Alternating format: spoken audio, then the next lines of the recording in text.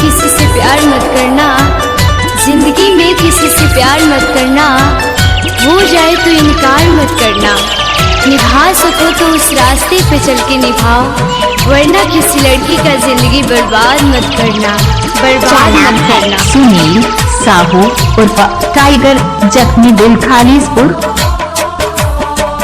प्यार कइले बानी तुझसे भूल नहीं पाई हो, जब मेरा एहसास तब ले वादा निभाई हो, तोहरे खातिर सीता सहातानी हो,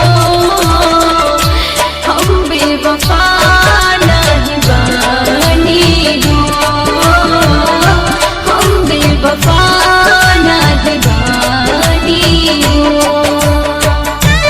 मोबाइल नंबर 78 87 20 76 43। सुनील साहू उर्फ टाइगर, जख्मी दिल।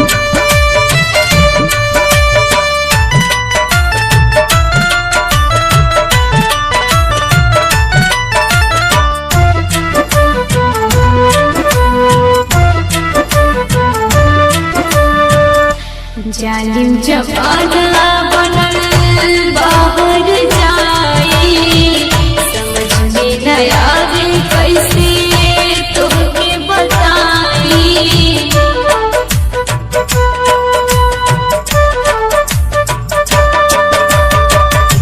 जालिम जमाना बनल बाहर जाई, समझ में न आवे कैसे तुहके बताई। तुझसे एक मुलाकात चाहतानी हो, हम बेवफा नहीं बानी हो, हम बेवफा नहीं बानी हो। एस सुनील साहू उर्फ टाइगर, नाम तो सुना ही होगा।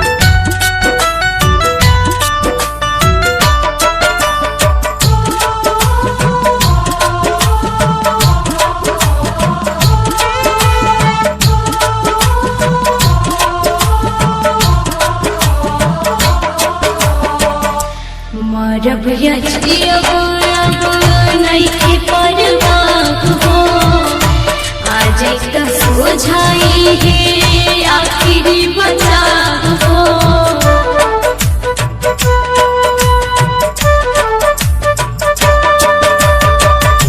मरब या जियब नइखे परवाह हो, आज का सोझाई है आखिरी बचाव हो। दोनों अखियाँ गिरावे लागल पानी हो, हम बेवफा नहीं बानी हो, हम बेवफा नहीं बानी हो।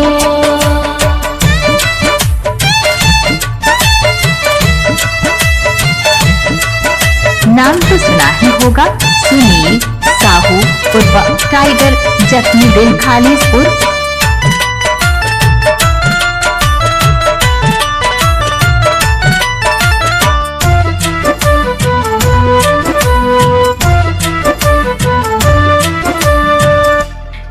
मत जाना सुना बाड़ी बेगाना, ये खातिर आ जाता कोनो बहाना।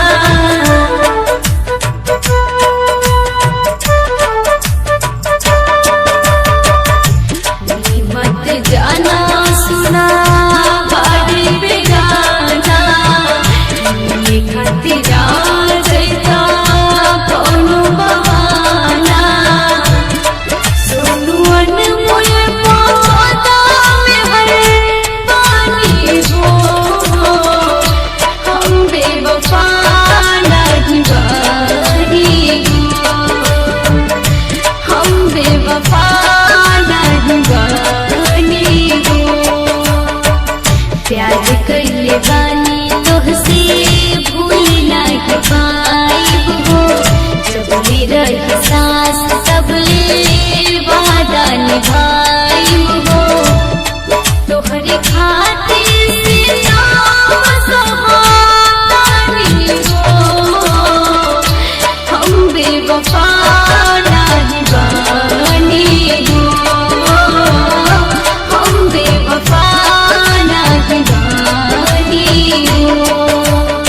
जली को आग कहते हैं, बुझी को राख कहते हैं। आप जिसके गाना सुनते हैं उसे सुनील साहू उर्फ टाइगर कहते हैं।